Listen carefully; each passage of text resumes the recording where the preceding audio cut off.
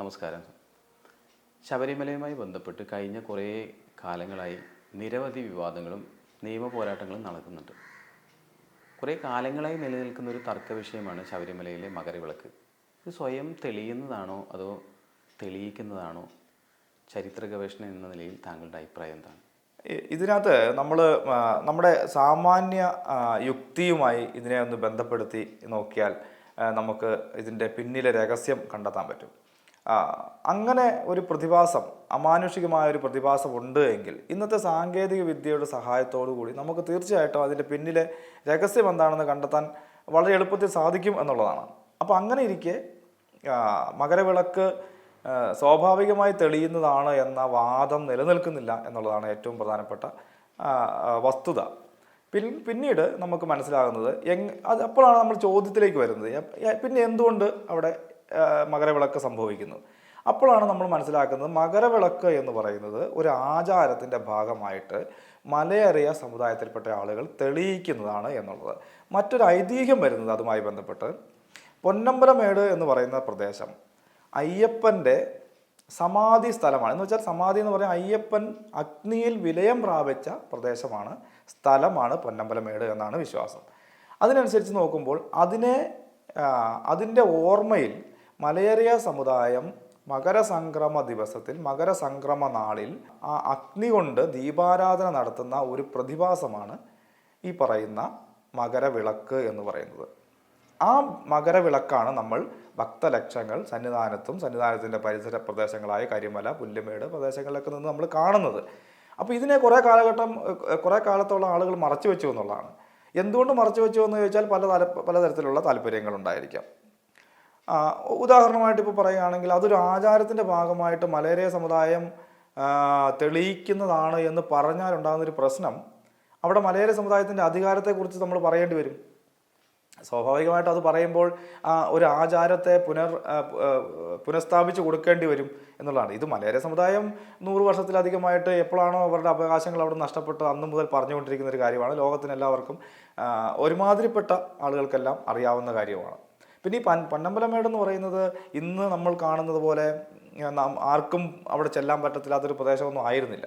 ഇപ്പോൾ 2017 ഞങ്ങളൊക്കെ അവിടെ പോയി വളരെ വിശാലമായിട്ട് ആ പ്രദേശങ്ങളൊക്കെ മനസ്സിലാക്കിയിട്ടുണ്ട്. അതിന് മുമ്പും പോയിട്ടുണ്ട്.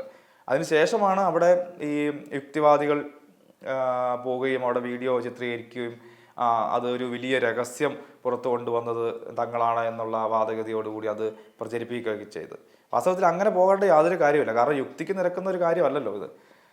അത് തെളിയിക്കുന്നതാണെന്ന് അറിയത്തില്ലാത്ത ആളുകളല്ല ഈ 18 മലകളിൽ താമസിക്കുന്ന ഗോത്ര വിഭാഗത്തിൽപ്പെട്ട ആളുകളും വിശ്വാസികളായിട്ടുള്ള എല്ലാ വിഭാഗത്തിൽപ്പെട്ടവർക്കും അറിയാം അത് മലയേറിയ സമുദായത്തിൽപ്പെട്ട ആളുകൾ നടത്തുന്ന ദീപാരാധനയുടെ ഭാഗമാണെന്നുള്ളത്.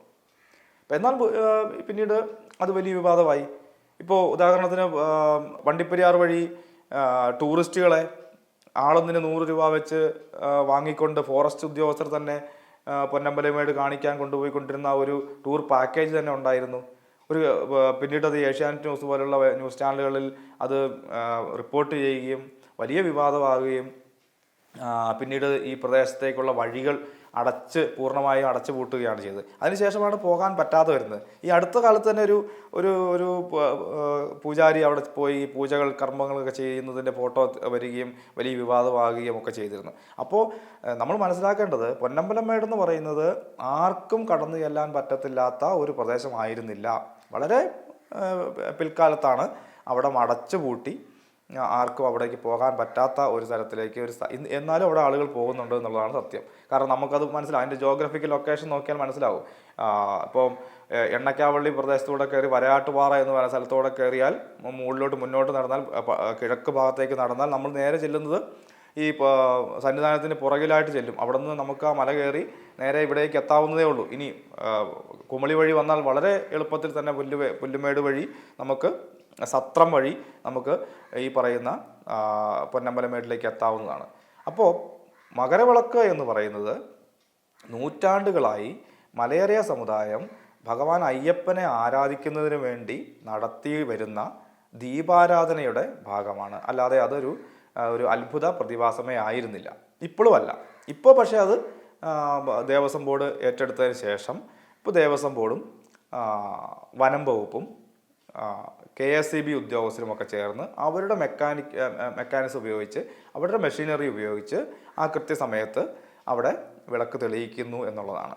നമ്മൾ മനസ്സിലാക്കേണ്ട മറ്റൊരു കാര്യം, യാതൊരുവിധ വാർത്താവിനിമയ സംവിധാനങ്ങളും ലഭ്യമായിരുന്നില്ലാത്ത ഒരു കാലത്ത് നെറ്റ്വർക്കുകളോ വാക്കി ടോക്കികളോ ഇങ്ങനെയുള്ള ഒരു ആധുനിക സങ്കേതങ്ങളും ഇല്ലാത്ത സമയത്ത് മകരസംക്രമ സമയത്ത് ശബരിമല സന്നിധാനത്ത് ശ്രീകോവിൽ നട തുറക്കുമ്പോൾ മലയര സമുദായം ഈ പൊന്നമ്പലമേട്ടിൽ ദീപം തെളിയിച്ചിരുന്നു. വളരെ കൃത്യമായി തന്നെ ഒരു നിമിഷം പോലും ഒരു സെക്കൻഡ് പോലും മാറാതെ ദീപം തെളിയിച്ചിരുന്നു എന്നുള്ളതാണ്. അതാണ് വിശ്വാസം, അതാണ് നമ്മുടെ ആരാധനയുടെ ശക്തി എന്ന് പറയുന്നത്. ഇതിനെല്ലാം അട്ടിമറിച്ചുകൊണ്ടാണ് പിൽക്കാലത്ത് ദേവസ്വം ബോർഡ് ഏറ്റെടുക്കുകയും ദേവസ്വം ബോർഡിൻ്റെ മെഷീനറി ഉപയോഗിച്ച് ഇപ്പോൾ അത് ദീപം തെളിയിക്കുകയും ചെയ്യുന്നത്. മകരജ്യോതിയുണ്ട്, അത് മറ്റൊന്നാണ്. മകരജ്യോതി എന്ന് പറയുന്ന ഒരു നക്ഷത്രമാണ്, അത് എല്ലാ സമയത്തും ആകാശത്തിലുള്ളതാണ്. എന്നാൽ മകരസംക്രമ ദിവസം ഈ നക്ഷത്രത്തിന് കൂടുതൽ പ്രഭയോടുകൂടി കാണുന്നു എന്നുള്ളതാണ് ഒരു കാര്യം. അപ്പോൾ മകരജ്യോതിയും മകരവിളക്കും രണ്ടും രണ്ടാണെന്നും മകരവിളക്ക് എന്ന് പറയുന്നത് മലയരയ സമുദായത്തിൽപ്പെട്ടവർ കത്തിക്കുന്ന ഒരു പ്രതിഭാസമാണെന്നും തിരിയാണെന്നും ദീപമാണെന്നും അത് ജനങ്ങളോട് പറയാതിരുന്നത് ആരാണ് എന്ന് ചോദിച്ചാൽ മുമ്പ് പറഞ്ഞ ചില താല്പര്യരായിട്ടുള്ള ആളുകൾ തങ്ങളുടെ ആചാരപരമായ അധികാരങ്ങൾ നഷ്ടപ്പെടുമോ, തങ്ങളുടെ അവകാശങ്ങൾ നഷ്ടപ്പെടുമോ എന്നൊക്കെയുള്ള ഭയം കൊണ്ട് അത് മറച്ചു വെച്ചു എന്നുള്ളതാണ്. പക്ഷേ ആ കാലത്തും എല്ലാവർക്കും അറിയാമായിരുന്നു പൊന്നമ്പലമേട്ടിൽ ധാരാളമായി മലയാള സമുദായം താമസിച്ചിരുന്നതാണ്. ഇപ്പോഴും നമുക്ക് അവിടെ ചെന്നാൽ കാണാൻ പറ്റും വലിയ പെരത്തറകൾ, അവിടെ കൃഷി ചെയ്തിരുന്നതിൻ്റെ അടയാളങ്ങൾ, ആയുധങ്ങൾ നിർമ്മിച്ചു തരുന്നതിൻ്റെ അടയാളങ്ങൾ ഇപ്പോഴും നമുക്ക് അവിടെ പോയി കാണാൻ പറ്റും. അപ്പോൾ വലിയൊരു ജനവാസ മേഖലയായിരുന്നു.